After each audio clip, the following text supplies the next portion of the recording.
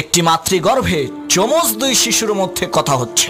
একজন আরেকজনকে বলছে, তুমি কি প্রসব পরবর্তী জীবনে বিশ্বাস করো? তখন দ্বিতীয়জন বলল, অবশ্যই বিশ্বাস করি। প্রসব পরবর্তী জীবনে আমরা বিভিন্ন ধরনের সুস্বাদু খাবার খেতে পারবো, খুব সুন্দর সুন্দর পোশাক পরতে পারবো, রং বেরঙের ফুলের ঘ্রাণ নিতে পারবো, বিচিত্র ধরনের জীবজন্তু, পশু পাখি আর মানব জাতিকে দেখতে পাবো, আর সবচাইতে বড় কথা, আমরা সেখানে আমাদের মাকে দেখতে পাবো। তখন প্রথমজন বলল, আরে বেটা বেকুব, মা বলতে কিচ্ছু নাই।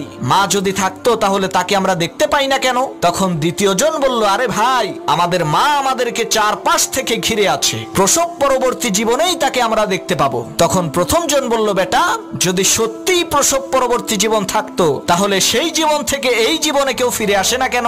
শোনো মুসলমান, আমি কোনো মাতৃগর্ভে থাকা শিশুর গল্প বলছি না, আমি বলছি আমাদের সমাজে থাকা কিছু শিশু মস্তিষ্কের কাফের আর নাস্তিকের কথা। তারাও ঠিক একই ধরনের প্রশ্ন করে।